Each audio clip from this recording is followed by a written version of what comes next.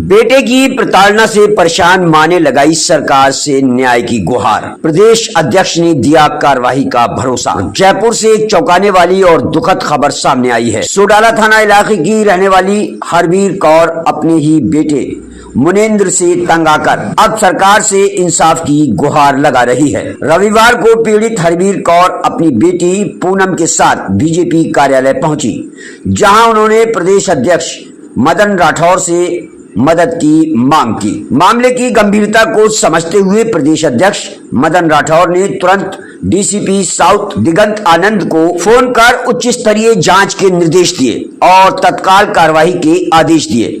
हरवीर कौर का आरोप है कि उसका बेटा आए दिन उनके साथ मारपीट करता है, घर में तोड़फोड़ करता है और हाल ही में सीसीटीवी कैमरे भी तोड़ डाले ताकि उसकी हरकतें रिकॉर्ड ना हो। इतना ही नहीं, उन्होंने ये भी बताया कि सोडाला थाना पुलिस न केवल कार्रवाई से बच रही है बल्कि उन्हें अपनी शिकायत वापस लेने का दबाव भी बना रही है। हरवीर कौर का साफ कहना है, मुझे और मेरी बेटी को अपने ही बेटे मुनेंद्र से जान का खतरा है। अब हमारी आखिरी उम्मीद सरकार है। अब देखना होगा कि प्रशासन इस मामले में कितना गंभीर कदम उठाता है। अगर आप भी चाहते हैं कि पीड़िता को न्याय मिले तो वीडियो को लाइक करें, शेयर करें और चैनल को सब्सक्राइब जरूर करें। आपके हर शेयर से किसी की आवाज सरकार तक पहुंच सकती है। जयपुर से कैमरामैन अब्दुल अलीम के साथ संवाददाता माइल खान की रिपोर्ट।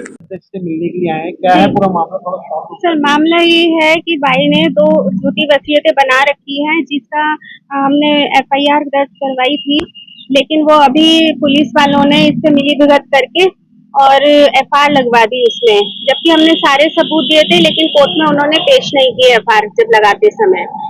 तो हमने दोबारा से उसको प्रोटेस्ट किया है अभी कि दोबारा से उसकी जांच उच्च अधिकारियों के साथ में की जानी चाहिए, उनको काम सौंपा जाए।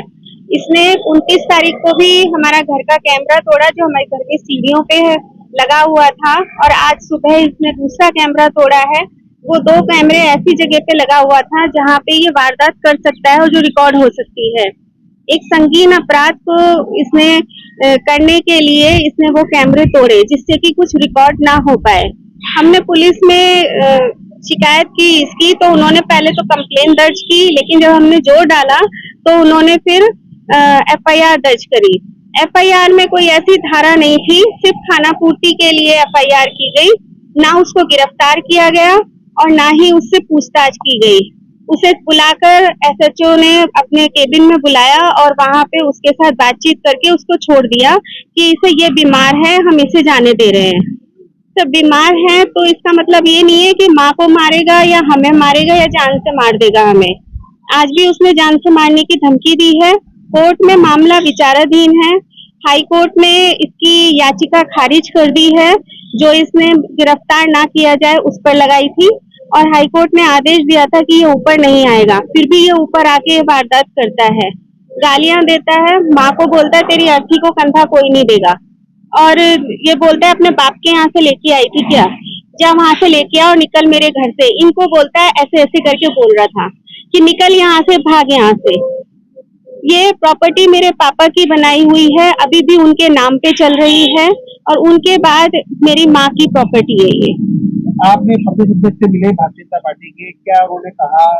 उन्होंने कहा कि आपको इंसाफ मिलेगा और कार्रवाई जरूर होगी। माँ पर हाथ उठाना बहुत गलत बात है। उन्होंने दिगंत आनंद जी से भी बात की है। उनके पास हम 2-3 दिन पहले गए थे, तब कुछ नहीं हुआ था, लेकिन शायद अब हो, क्योंकि अब इन्होंने बोला है, अध्यक्ष जी ने, बीजेपी के जो अध्यक्ष जी हैं, उन्होंने बोला है उनको फोन करके, तो अब शायद कुछ कार्रवाई हो, उम्मीद करते हैं। ये जो पूरा घटनाक्रम है ये कहाँ का है?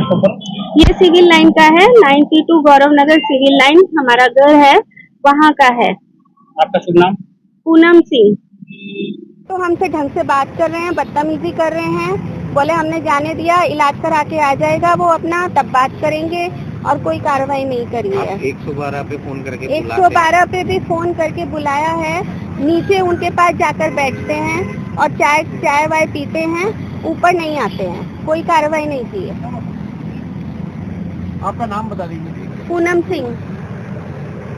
हम यही चाहते हैं आपके माध्यम से कि हमारे साथ में, हम आपके माध्यम से यही चाहते हैं कि आप लोग हमारी मदद करें, जो भी हो सके, जैसे भी हो सके हमारी मदद करें, ताकि ये हम दोनों सुरक्षित रह सके। हमारी जान माल को खतरा है।